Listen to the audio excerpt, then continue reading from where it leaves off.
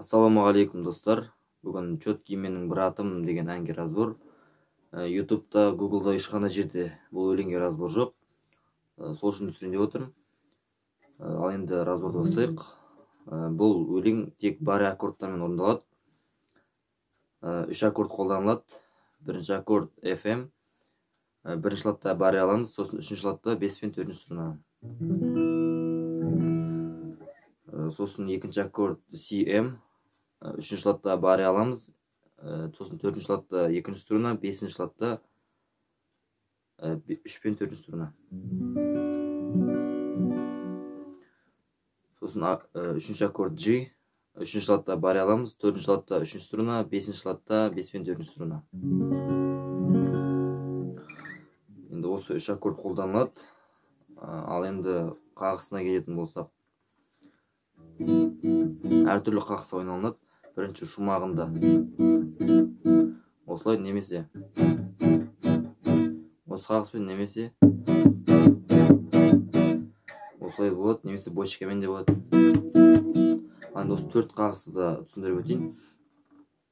Бірінші бастайтын жерінде тасқамалдай достарым бар, как всегда.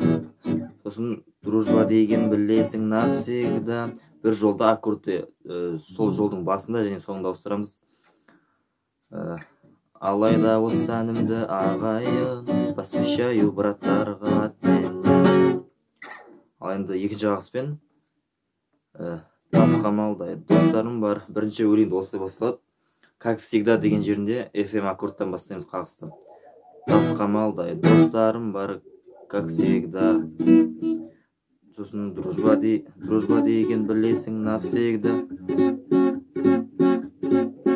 Қағыстардың орындалу реті. Орындалуы. Бірінші 6-ші струнаны тартамыз, сосын 2 рет жоғары. Сосын жоғары. Ритм тез.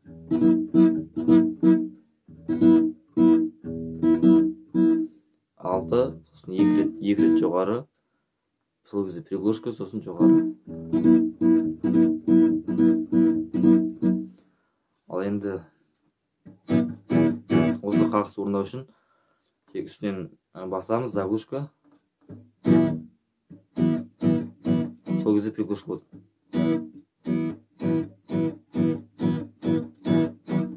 Дауыс анық шығу керек осылай. Ал енді келесі қағыс ол қайырмасында қолданылады көбінесе. Бірінші мына жерде ұрамыз, қалай ыңғайлы, 4 саусақпен немесе 3 саусақпен. Сосын жоғары, сол кезде приглушка.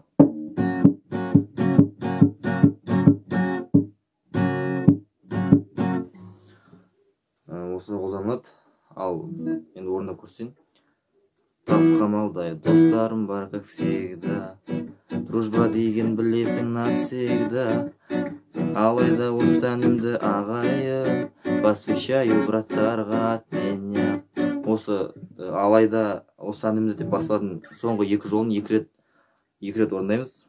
Сосын Четкий менің братым, әр сөзімді ұғатын, любой жерде до конца родной үшін тұратын. Аман болшы братым, қорғанышым қуатым, бір анадан тумасақ та туғанымдай болады.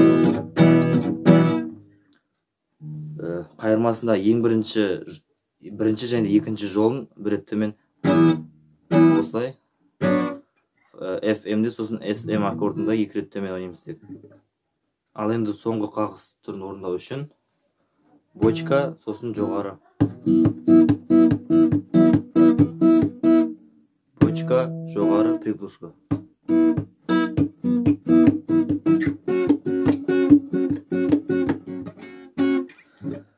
Осылай орындалады. Барлығы 2-3 қағыстармен, движениемен орындалады. Ал енді разбор осылай, тек баре түрінде орындалады. Егер де разбор ұнаса, арнаға тіркеліп, лайк басып, комментке қандай өлеңге разбор керек, жазып өтіңіздер.